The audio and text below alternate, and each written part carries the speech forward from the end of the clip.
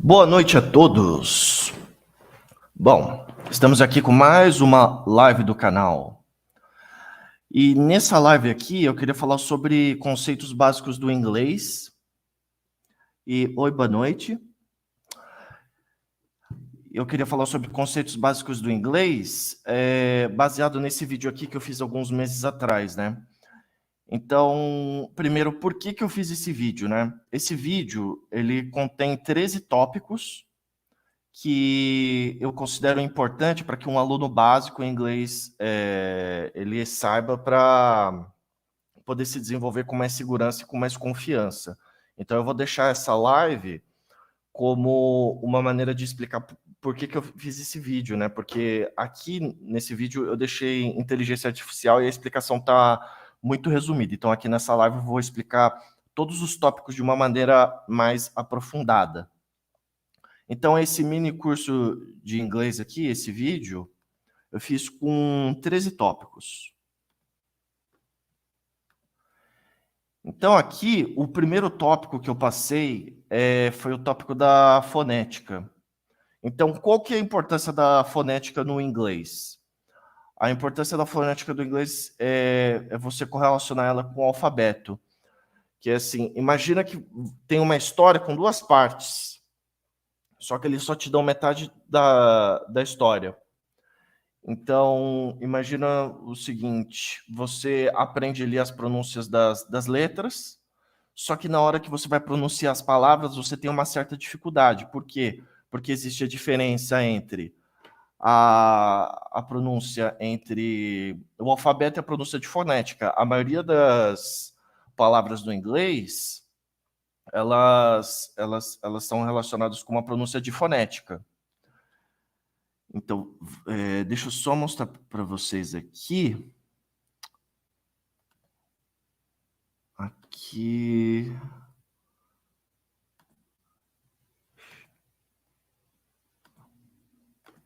Aqui. Que é a parte aqui do English Club, que mostra os 44 sons da fonética do inglês. E aí aqui vocês vão poder ver todos os sons e clicar neles e começar a praticar o seu listening. Então, por exemplo, aqui vai ter como pronunciar os THs no inglês, como pronunciar W, como pronuncia o chiado do CH, o chiado do SH, palavras com dois Es, palavras com dois Os, entre outras coisas. Então aqui você já vai começar a se acostumar com os sons do inglês de uma maneira mais simples. E você vai perceber que alguns sons são muito parecidos com o português, enquanto que outros são completamente diferentes. Então, eu costumava dar essa aula de fonética como a primeira aula do meu curso.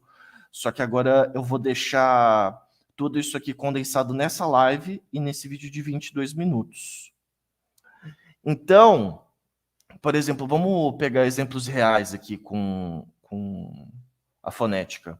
Por exemplo, você pensa na letra D. A letra D no alfabeto se fala D. Só que aí você pega, por exemplo, uma palavra que termina com a letra D, né? O verbo should.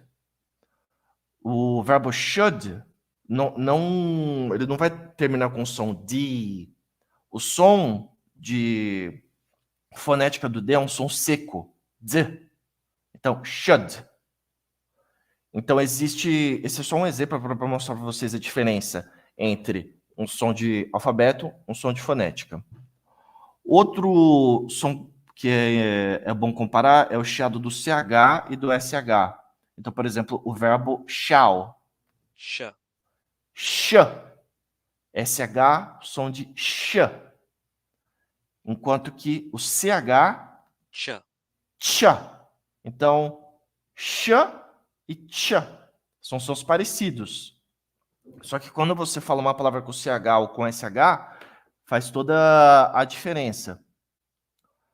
E pode confundir na pronúncia. Outro também que é bom mostrar aqui é a questão do TH. Th. Th. E a outra aqui do TH. The. The. Então vamos de novo. Th. Th. The. Então é um som aí que os brasileiros têm muita dificuldade de pronunciar. E também esse aqui é um ótimo exercício para você acostumar os seus músculos da boca para pronunciar as palavras com perfeição. Bom, acho que por fonético, acho que já está de bom tamanho. Agora nós vamos voltar aqui para o próximo tópico, que é a questão das sílabas.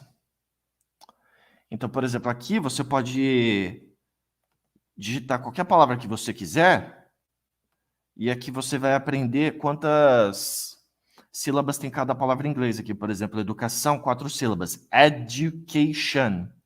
O principal ponto sobre as sílabas é que o som de uma sílaba em inglês, você está procurando sempre um som de vogal, seja ele claro ou sutil. Outra maneira também que te ajuda a você contar sílabas em inglês sem depender muito do seu ouvido é o seu maxilar, a mão no queixo. Você perceber o quanto o seu maxilar desce, quantas vezes. Education. E tem alguns tópicos na gramática em inglês que, para você entender a diferença, as regras de uma coisa ou de outra, você tem que ver aqui quantas sílabas tem. Isso vai depender de quantas vezes o seu maxilar desce e quantos sons de vogais são produzidos. Então, é basicamente isso. Então, esse aqui é o site aqui, howmanysyllables.com, que serve aqui para você ter como base de referência. Voltando aqui.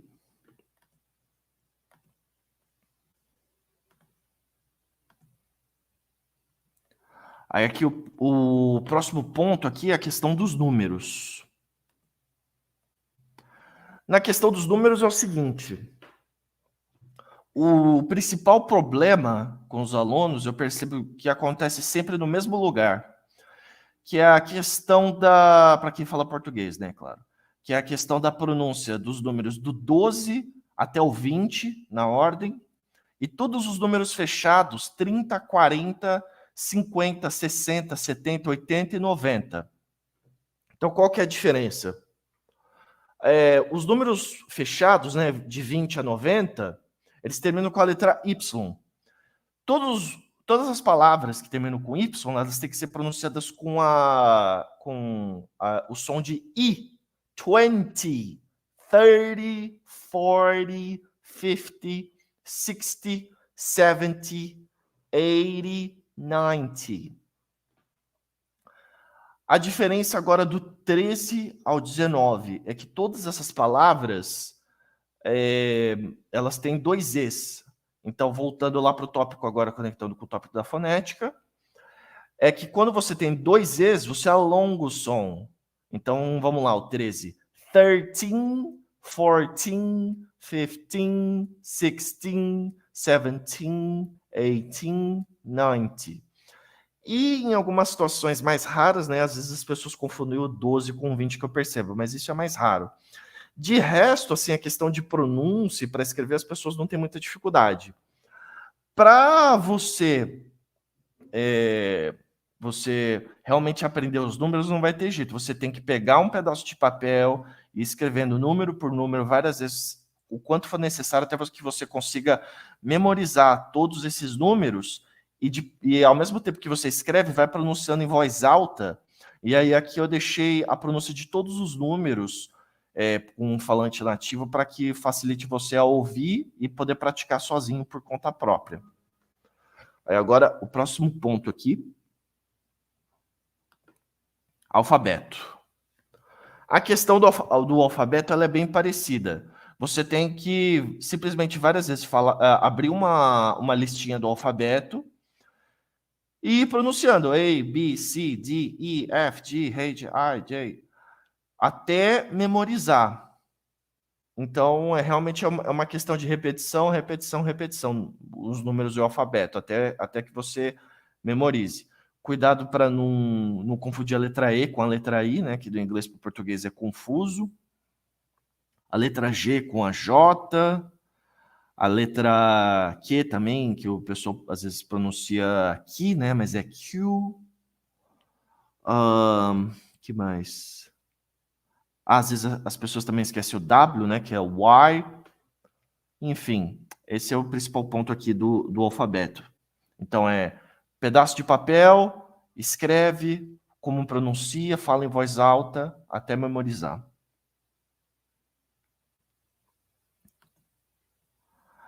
Aí aqui, outro ponto também é a questão dos verbos regulares, que é o seguinte.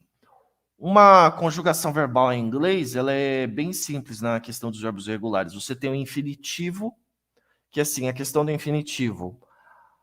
Todos os verbos do infinitivo eles são iguais ao presente, com exceção do verbo to be. Então, vamos lá, se o verbo to be, no presente am, is, are. Só que qualquer outro verbo que você for pegar que seja regular, por exemplo, trabalhar, no infinitivo to work, no presente work, works. Então, no presente sempre vai ter o verbo que é igual ao infinitivo e o verbo com S. E aí, a característica que vai determinar se esse verbo é regular ou não é a questão do passado e do particípio. O passado e o particípio, ambos, eles têm que terminar com as letras ED para que eles sejam considerados regulares. Enquanto que os verbos irregulares, eles vão ter padrões completamente diferentes. Agora, se o verbo for regular, ele sempre termina com ED. E a maioria dos verbos ali, as fontes ali do Google, ChatGPT, varia um pouco, mas é mais ou menos 70%, 80% de verbos em inglês regulares. O problema é que no dia a dia, né, a gente tem que acabar usando muitos verbos irregulares, né? Mas nos verbos regulares é extremamente fácil de memorizar, porque é só infinitivo, presente, o passado e o particípio e o ing. Todos os verbos terminam com ing. Vamos para a próxima parte.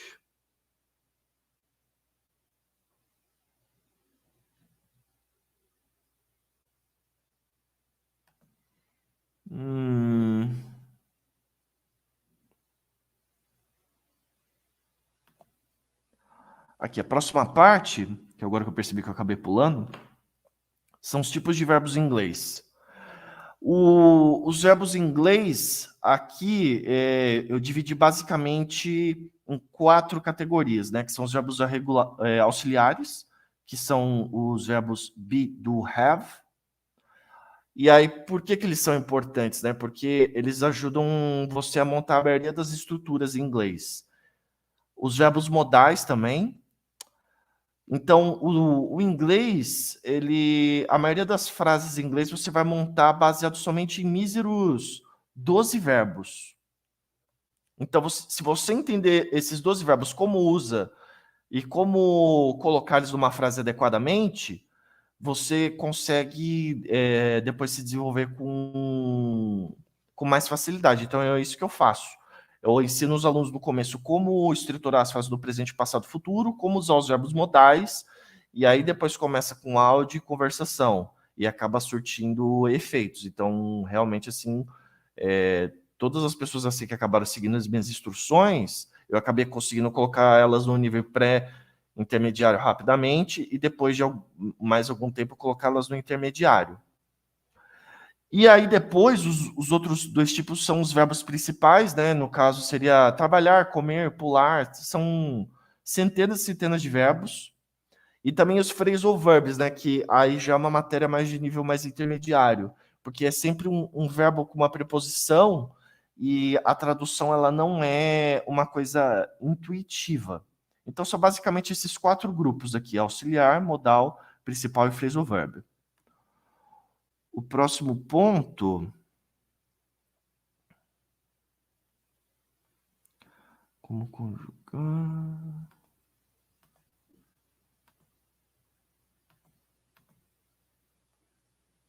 Bom, o próximo ponto aqui é só recapitulando o que eu falei. Existe o verbo no infinitivo, que sempre vai ter a preposição to antes. Ele pode ser regular ou irregular. O presente sempre com a versão igual ao infinitivo e com S.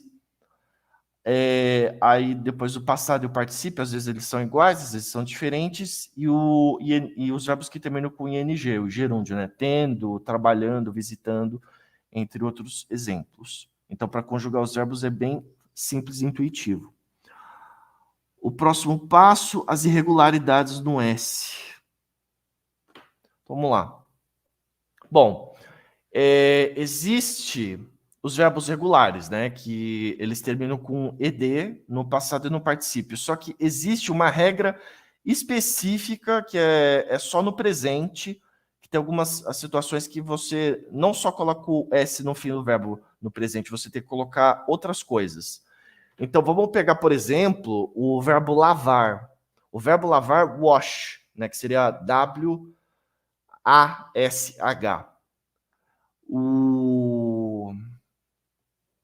Nesse caso, o verbo wash ele conta como um verbo regular. Só que na parte do presente, ele entra nessa irregularidade aqui do S. Então, isso que acaba sendo um pouco confuso. Então, por exemplo, se você fala ele lava ou ela lava, she washes.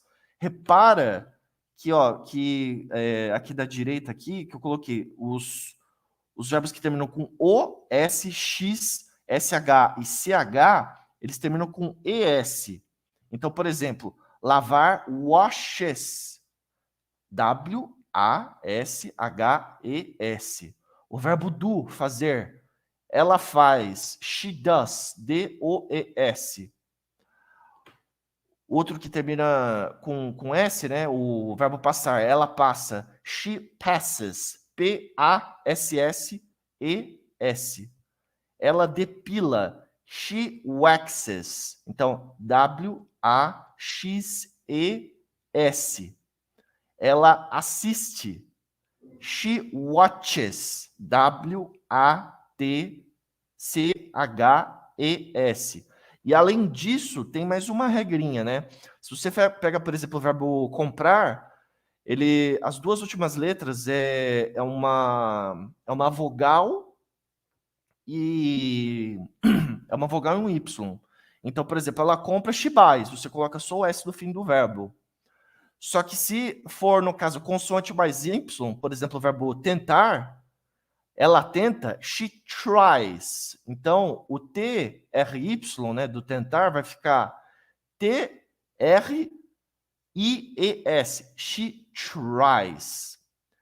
E dois verbos também que fogem completamente da regra é o have e o be, né? Que o have ele fica mais curtinho e o be ele muda completamente, né? Então, have, has, e aqui o be, is. Bom, essa parte aqui da irregularidade do S no verbo acho que ficou ok. Então, você tem o verbo regular, né, que termina com ed passado particípio, e dentro disso você tem a regra que vale só no presente. Vamos para o próximo tópico. Agora os verbos irregulares. Essa explicação aqui que eu coloquei, ela é bem técnica. Então vamos lá, recapitulando a conjugação verbal. Você tem o infinitivo, você tem o presente, o passado particípio e o ing. Só que para simplificar a explicação, eu tirei os verbos do infinitivo, os verbos com S e os verbos com ing. Então eu vou falar da esquerda para a direita, sempre presente, passado, particípio. Então vamos aqui, ó. A maioria dos verbos irregulares, como é que você vai fazer para memorizar eles? É o seguinte, eu coloquei aqui, padrão ABC. O que significa isso? Significa que o presente, o passado e o particípio, eles são completamente diferentes um do outro. Eu coloquei aqui como exemplo, né, take, took, taken. Então, escreve e fala de formas completamente diferentes. O outro padrão também que é muito comum de verbo irregular é o padrão que eu chamo de ABB. Então, o que é isso? O presente de um jeito, o passado e o particípio são iguais. O build termina com D, construir. E aí o construir no passado e no particípio termina com T. Built, built. Então, padrão ABC, padrão ABB. E aí aqui um ponto que eu achei interessante é porque tem muitos alunos de nível avançado que acabam esquecendo desses detalhezinhos e acabam cometendo erros bobinhos quando vai ter que usar, tanto para escrever quanto para falar, estruturas de gramática avançada, que é o seguinte, você tem o padrão AAA, que você tem uma minoria de verbos que você não mexe na conjugação no presente e no passado do particípio. Então, por exemplo, cortar, cut, colocar put, deixar let, apostar bet. Então, padrão AAA. Put, put, put, cut, cut, cut, bet, bet, bet, let, let, let. Definir também, né? Set, set, set, assim por diante. Outro padrão que eu tinha já reparado desde que eu era criança, que é a questão do padrão IAU. Que o padrão IAU, ele é bem fácil de perceber a diferença, né? O verbo onde as pessoas vão mais ter que trabalhar com isso é o verbo beber, que é o verbo drink, drank, drunk. Então, você simplesmente, no presente, você usa o I, no passado você usa o A, no particípio você usa o U. Aí depois, E aí depois tem o padrão mais raro de todos, né? Que é o ABA. Que eu só reparei 3 verbos, né? Que é o run, come e o become. Se tiver mais, eu acabei não achando mais nada. Então, basicamente, por exemplo, aqui o verbo correr, né? Run, e aí no passado, ran com A, só que aí no particípio volta igual ao presente, run de novo. Então, esses são basicamente os 5 padrões de conjugações de verbos irregulares. Agora vamos para o próximo tópico. Aqui é a estruturação de frases. Vamos lá. Aqui. Estruturação de frases. Então, outro ponto que é importante é para você, tanto na hora de você escrever quanto na hora de você falar, você mentalizar assim, quais são os pontos mais importantes para você montar uma frase. Eu posso até estar falando besteira, mas o alemão ele é uma língua irmã do inglês. E eu não cheguei a entender se isso acontece todo momento, mas eu percebi que a maioria das frases que eu vi em alemão, o verbo era sempre jogado para o final. Se eu não estou enganado, o japonês também tem essa lógica de você jogar o verbo para o final. Então seria, por exemplo, eu feijoada todo sábado comer. Seria mais ou menos essa uma lógica de uma frase no alemão e no japonês. A nossa sorte, para quem fala português, é que uma frase no inglês ela tem uma estrutura muito parecida com o português, com algumas diferenças, mas de maneira geral parecida, que é simplesmente sujeito, verbo, complemento. Então, os pontos principais que você tem que trabalhar são os pronomes, né? O sujeito, eu, você, ela, nós, eles. Depois os verbos, né? Não só um, os verbos em geral. E só depois você vai se preocupar com os outros tipos de palavras. Então, eu vejo assim, os alunos básicos muito preocupados no começo em querer saber usar os adjetivos, advérbios, substantivo, preposição, artigo, conjunção. Não é a coisa mais importante. O mais importante são os verbos. Porque aqui eu queria deixar registrado o seguinte: uma frase básica no inglês, ela consiste de um verbo ou 2. Então, seria o verbo principal, ou se você estiver negando ou perguntando, o verbo auxiliar e o verbo principal. Ou pode ser um verbo modal e o verbo principal. Uma frase intermediária, ela vai ter 2 ou 3 verbos um do lado do outro. Então, por exemplo, o futuro simples contínuo, né? Eu vou estar trabalhando amanhã. I will be working tomorrow. Will be working. 3 verbos um do lado do outro.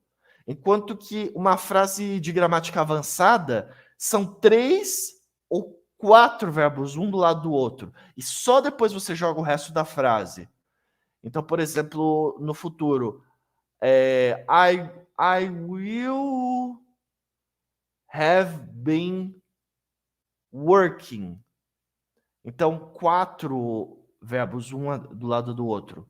Então, a estruturação do inglês para o português, as frases são parecidas, Só que é muito mais importante você aprender você usar o verbo principal, auxiliar e modal numa frase. Por quê? Porque você vai ter que quase sempre montar sujeito, verbo, verbo, verbo, verbo, para depois você montar as suas frases. Você tem que saber usar os verbos na posição correta.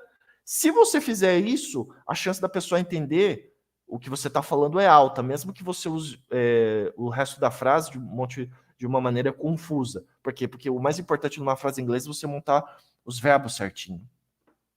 Vamos para a próxima etapa. Aqui. 6 estruturas gramaticais essenciais. Bom, aqui eu sempre falo para os meus alunos que, assim, você quer aprender inglês, você quer aprender inglês, você tem que aprender 6 estruturas. O inglês, ele tem 16 estruturas gramaticais. Só que destas, assim, que é usado realmente toda hora no dia a dia, são só 6. Que é o presente simples e contínuo, passado simples e contínuo, e o futuro simples e contínuo. Aqui eu resolvi deixar a mesma frase, né? Ele trabalha muito, e eu mexi essa frase em todas as estruturas, afirmando, negando e perguntando. Então vamos lá. Aqui na esquerda, eu deixei as frases do presente. Afirma, nega, pergunta, afirma, nega, pergunta. No meio eu deixei o passado, e na direita eu deixei no futuro aqui. Então vamos lá. Ó. Ele trabalha muito. He works a lot. Aí você repara que tem o S do verbo. Aí você nega. He does not work a lot. Aí eu grifei o does not. O verbo auxiliar e o not. O S sumiu do verbo, porque o does está presente na frase. A pergunta, does he work a lot? Aí aqui eu grifei o does, né, que é a inversão dele com o sujeito. Aí aqui a gente vai ver agora o presente contínuo. He is working a lot. Então aqui verbo to be com ing. Ele não está agora trabalhando muito. He is not working a lot. Acrescentou simplesmente o not. E a pergunta, a mesma questão da estrutura de cima, inversão do verbo com o sujeito. Is he working a lot? Então, repara, na estrutura simples, o uso do do e do does. Na estrutura do presente contínuo, a estrutura, você vai ter que usar o verbo to be e o ing. Aí agora a gente vai para o passado. He worked a lot. É o verbo regular, então você tem que colocar o ed. Eu grifei o ed. Aí aqui é a comparação de um com o outro, né? Ele não trabalhou muito. Did not. Comparando com o presente, né? Does not, did not. Segue o mesmo padrão a frase. E did he work a lot? Inverte o verbo com o sujeito, só que agora, como é o passado, em vez de usar o does, uso o did. Aí aqui no passado contínuo, o verbo to be com o ing. Segue a mesma lógica. He was working a lot. He was not working a lot. Was he working a lot? Então, repara as duas estruturas de cima. Uso o do e o does e o did, presente e passado, mantém basicamente as mesmas regras. E embaixo é mais parecido ainda. Verbo to be no presente com ing e verbo to be no passado com ing. Aí aqui, agora, por último, o futuro, né? Que as regras mais confusas, elas estão no presente e no passado.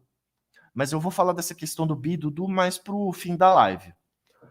Então, todo mundo gosta de estudar o futuro, né? Porque ele é mais simples e as regras são mais claras, diretas e objetivas, assim. Todos os alunos, assim, que eu peguei, que eram pré-intermediários, intermediários, todo mundo sabia usar o will. O will você joga por uma frase no futuro. O problema nos verbos modais acontecia quando as pessoas usavam os outros verbos modais, aí elas se confundiam. E aí eu tinha que ir lá e corrigir esses pontos. Mas aí, vamos lá, a questão do futuro, né? É basicamente você ter que usar o will com o verbo no infinitivo, no caso aqui do futuro simples. Então, ele vai trabalhar muito. He will work a lot, he will not work a lot e will he work a lot. Então, você usa o modal com negativo e na pergunta você inverte com o sujeito, segue as mesmas regras. Aí na questão aqui do futuro contínuo, se no presente e no passado você usou o verbo to be com ing, aqui você também vai usar o verbo to be com ing, só acrescentando o will. E a diferença é que aqui você sempre vai usar o verbo be no infinitivo, por causa que ele está sendo afetado pelo will, o verbo modal ao lado. Então, ele vai estar trabalhando muito. He will be working a lot. He will not be working a lot. Will he be working a lot? Então, essa parte aqui eu deixei assim. São 6 estruturas gramaticais, eu grifei em vermelho. Se você quiser continuar acreditando que o inglês é difícil, a escolha é sua.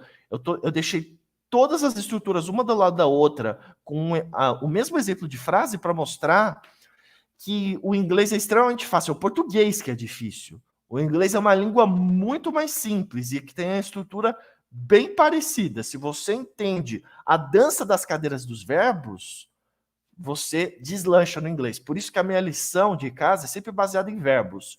Conjugação verbal e você cria uma frase à vontade, do que você quiser. Então, o segredo do inglês está aqui. Dança das cadeiras dos verbos e trabalhar verbo, verbo, verbo. Primeiro os auxiliares, depois os modais, e de lição de casa, aí sim, trabalha os verbos principais e os phrasal verbs, depois que tiver tudo organizado na cabeça do aluno. Próxima parte. Aqui é importante. Agora sobrou os 2 pontos, né? O be versus o do e por último, o be do have. Vamos lá. Então, aqui. Isso aqui, com certeza tem milhares de brasileiros que estão nessa situação.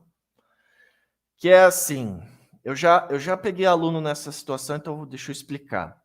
O aluno, ele passou por 2, 3, 4, 5 anos, às vezes, em 2, 3, 4 escolas diferentes. O aluno, ele tem nível pré-intermediário, ele tem um vocabulário bom, ele tem uma pronúncia boa, se ele lê devagarzinho, ele entende mais ou menos o que acontece. Só que qual que é o problema? Na hora de você jogar esse aluno numa aula de speaking e de listening, a coisa não sai de jeito nenhum. E aí eu demorei para diagnosticar o que as escolas tradicionais estavam fazendo que não estava conseguindo fazer a pessoa ascender para o nível 3. O nível 3 intermediário é o nível que você já começa a falar inglês. O básico você está aprendendo fundamento, o pré-intermediário você dá umas arranhadas, você começa a entender 30%, 50% do que você escuta, você consegue falar umas frases muito curtas. Mas se for um diálogo 10, 20, 30, 40 minutos sem parar, aí realmente tem que ser uma pessoa mais do nível intermediário. E o que trava as pessoas para ascender para o nível intermediário? Principalmente essas pessoas assim que passaram por cursos e nenhum curso tradicional deu certo. É simplesmente esses 2 míseros verbos, o be e o do. Na parte anterior aqui da minha explicação, eu mostrei para vocês o seguinte: para vocês montarem uma frase no presente simples e no passado simples, você tem que usar o do, you, does e o did. Aí, para você montar no presente contínuo e no passado contínuo, você tem que usar o be. Então, o que acontece? A pessoa fala uma coisa, aí eu preciso responder o comentário, a pergunta da pessoa. Peraí, eu uso be ou do? Então, eu já vi alunos assim, eles... teacher, falando alguma coisa do passado. I did, worked, working. Aí você não entende qual a estrutura que a pessoa quer usar, aí fica muito confuso. Eu tenho que sempre parar o aluno, perguntar em português o que ele quis dizer, e aí a aula de speaking não fluía, ficava uma coisa extremamente empacada. Na minha live anterior, eu deixei um corte de que deu cerca, acho que de 8 minutos, com uma demonstração com um aluno meu, como que eu destravei esse problema. Que na live eu deixei frases prontas para ele, né? Para que a live não ficasse muito demorada, né? Que acabou demorando 70 minutos.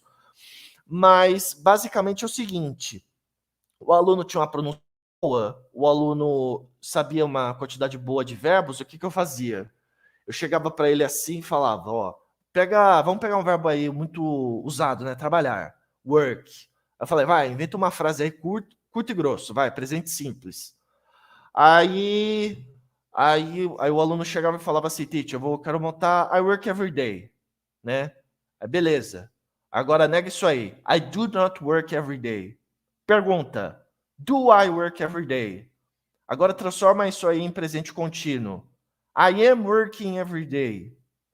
I am not working every day. E a pergunta, am I working every day? Então eu deixava os dois presentes, um do lado do outro, para que o aluno ele pegasse o raciocínio rápido, porque essa questão do inglês, eu vejo isso aí como se fosse artes marciais. Você tem que fazer repetição, repetição, repetição de um chute, de um soco, uma técnica de mobilização, uma técnica de ataque, uma técnica para se desvencilhar de um ataque, para você virar uma faixa preta numa arte marcial. Então eu usei esse mesmo jeito de pensar para o quê? Para a gramática entrar na cabeça do aluno. Por quê? Porque o problema na hora de montar as frases estava sempre o quê? No be, no do, no be, no do. Usa qual? Quando que usa? Para que usa? Eu trabalho todo dia, eu estou trabalhando todo dia. Qual frase que você vai usar do? Qual frase que você vai usar o verbo to be? Entendeu? Tem uma diferença, as frases são parecidas, mas uma você usa o be, outra você usa o do. Aí, por exemplo, ele falou, eu trabalho todo dia. Aí eu chegava no passado, pega assim o verbo comer. Eu comi chocolate ontem. I ate chocolate yesterday. Então percebe, já tem que jogar o verbo para o passado, de eat para ate. I ate chocolate yesterday. Nega. I did not eat chocolate yesterday. Então o did vem primeiro. O verbo joga de novo para o presente, para o infinitivo. Tem essa regra. I ate chocolate yesterday. Aí, para negar, eu não comi chocolate ontem. I did not eat chocolate yesterday. Aí, para pergunta, mantém uma lógica parecida da negativa. Did I eat chocolate yesterday? Então, mais uma vez, o problema está no do, né? No caso aqui, o did no passado.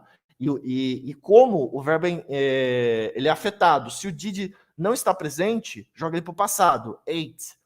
Se ele está presente, você joga ele para o infinitivo, igualzinho ao presente. Aí vamos lá. Eu estava comendo chocolate ontem. I was eating chocolate yesterday. I was not eating chocolate yesterday. Was I eating chocolate yesterday? Aí o que eu fazia? Eu passava lá 30, 40, 50, 60 minutos lá com o aluno. Vai, cria a frase. Afirma, nega, pergunta. E a outra estrutura lá do presente? Afirma, nega, pergunta. Aí para o passado, afirma, nega, pergunta. Depois que os principais pontos do presente e do passado estavam firmes, aí eu dava alguns dias só de exercícios do futuro. Aí quando chegava nos exercícios do futuro, o aluno já estava muito mais com esse raciocínio muito mais rápido. Porque quando você fala, a coisa tem que sair num estalo de dedo. Tem que ser muito rápido para que o speaking flua de uma maneira natural. Aí o que aconteceu? Eu fiquei mais ou menos 2 meses com o aluno assim, né? Aí o que aconteceu? Eu passei meses travado com ele. Na hora que eu fui na primeira aula de speaking, aí o speaking do aluno começou a fluir. Ele conseguia entender o que eu falava, mesmo que eu tivesse que falar devagar, mas eu não precisava usar português. Então oi, Agatha. Então, aí depois que eu fiz essa maratona de mais ou menos uns 2 meses ali de montar a frase, afirma, nega, pergunta, o speaking do aluno desabrochou. Então, ele conseguia entender o que eu falava 100% em inglês, e quando ele não entendia, não era problema de língua, era problema de vocabulário. Aí sim, tudo bem, você interromper e falar, essa parte que você não entendeu significa tal coisa. Aí ele ia lá, anotava, o speaking continuava. Ou seja, uma aula que ficava 20, 30% em inglês e o resto em português, um speaking super travado, inverteu radicalmente. Depois que eu fiz esses exercícios, a aula ficou 80, 90% em inglês e só 10% ali para os vocabulários que o aluno não conseguia. Então, foi assim que eu consegui fazer que o aluno ele desabrochasse de um aluno travado no pré-intermediário, conseguir chegar no nível intermediário e conseguir falar o inglês bonitinho. Então, é você pegar a gramática e fazer exercícios de repetição até que você pegue a lógica da língua, porque cada língua tem uma lógica. Bom, eu acho que essa parte aqui do be e do do ela é muito importante, acho que já ficou clara a explicação. Agora, a live está no finalzinho. Be do have. Vamos lá. Os cursos tradicionais, eles, eu não sei qual que é o problema, acho que assim, os donos de escola, as pessoas que montam essas metodologias, eles acham que você não tem que explicar as coisas desde o mais básico. Só que é exatamente essas coisas mais básicas que eu percebi que os alunos querem. Então, essa parte aqui do meu mini curso, eu resolvi colocar tudo em um balaio só, né? Mas o principal problema aparece no verbo do. Porque, por exemplo, chega numa frase assim, sei lá, eu trabalho, I work. Aí a frase negativa, eu não trabalho, I do not work. Ou a pergunta, eu trabalho, do I work? Só que aí o aluno ele fica com vergonha de perguntar. Por que o verbo do é fazer, só que eu estou usando ele para negar e também para perguntar. Então o aluno acaba fazendo o problema de traduzir mentalmente. Eu não faço trabalho, a não ser ao invés de eu não trabalho. A questão do verbo auxiliar é o seguinte, principalmente para você negar e perguntar. É para você mostrar qual estrutura você está usando, se você está afirmando, negando ou perguntando, se é presente, passado e futuro. Então é para isso que serve o be, do, have, e para isso que servem os nove modais. Para te auxiliar sobre o que você está falando na frase. Se é presente, passado, futuro, se é algum modal, ou se você está afirmando, negando e perguntando. E aí, nesse caso, o problema que específico do be, do e do have é o seguinte. Beleza, aí eu peguei como exemplo o trabalho, né? I work, I do not work, do I work? Aí tem esse primeiro problema. Só que aí a coisa fica muito pior, dá um nó na cabeça do aluno, quando você pega o verbo fazer. Eu faço, I do. Eu não faço, I do not do. Aí, na cabeça do aluno, deu um nó total. Dois do's na mesma frase, qual que é o problema disso? Por quê? Qual que é a razão?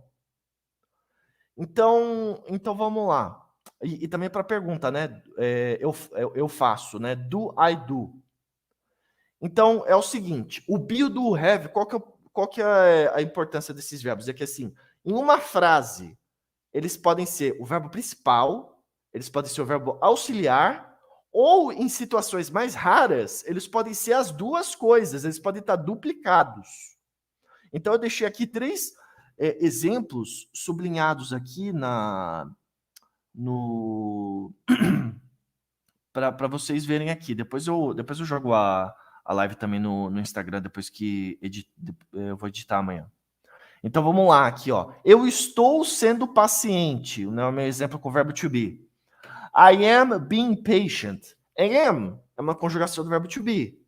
O being também. Eu estou, am, sendo, né? Porque lembra que o be tem o equivalente ao ser e o estar no inglês.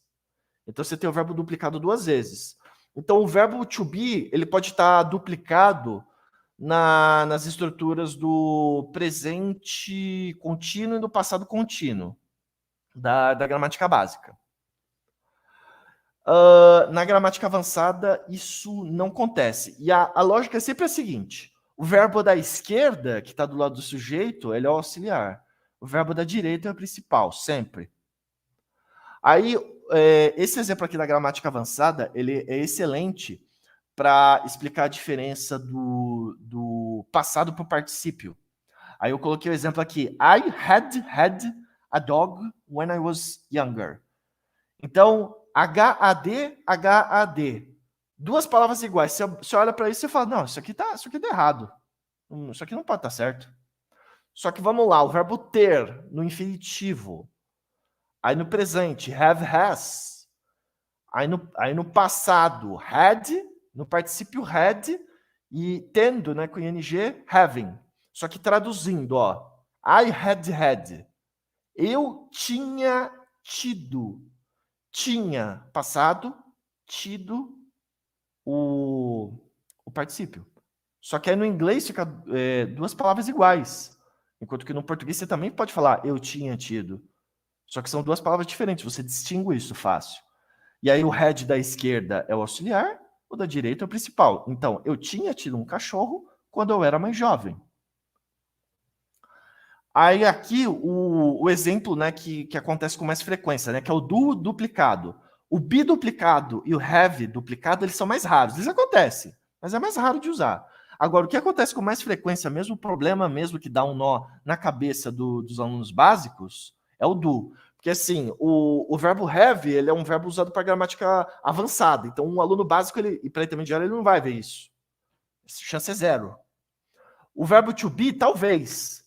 Mas as escolas, assim, a maioria dos professores, de maneira geral, eles começam a ensinar a gramática, a estruturar frases a partir do verbo do, né, do presente simples. Então a chance disso acontecer aqui é maior, ó. Então eu deixei aqui, ó. You do not do your homework on the weekends. Então você não faz a sua lição de casa nos finais de semana. Então vamos lá. You do not do. Do not, esse é o verbo auxiliar. Está na esquerda. Na direita, o principal. Então, você não faz. Então, você repara aqui no be, no do e no have, os verbos auxiliares. Que eu trouxe 3 exemplos aqui, mostrando que eles podem ser o verbo auxiliar e principal ao mesmo tempo. E eu fiz isso mais focado no verbo to do. Então, se você é um aluno básico e você está travado nisso, é simplesmente para mostrar assim, ó, você está usando auxiliar para falar qual estrutura você está usando. É presente, passado, futuro. Você está afirmando, negando, perguntando. Então, é simplesmente para isso que serve um verbo auxiliar. Porque você fala assim, eu como chocolate, I eat chocolate. Só que essa tradução no português é igual. I eat chocolate. Eu como chocolate. Só que quando você nega, eu não como chocolate, beleza, tem um não extra. Só que no inglês tem uma palavra a mais. I do not eat chocolate. Então não traduza ao pé da letra, porque senão você vai se prejudicar. Eu não faço como chocolate. Não. I do not eat chocolate, você vai traduzir. Eu não como chocolate. Beleza. Vamos voltar aqui. Quanto tempo deu? 47 minutos. Ótimo. Parar aqui de... Ótimo. Bom, então para vocês aqui que entraram aqui na live, muito obrigado. Então, aqui fica a explicação aqui do meu mini curso para os estudantes básicos, tá? Espero que vocês tenham gostado. Eu vou editar a live e até o fim dessa semana eu posto tanto no YouTube quanto no Instagram. Boa noite e tchau, tchau.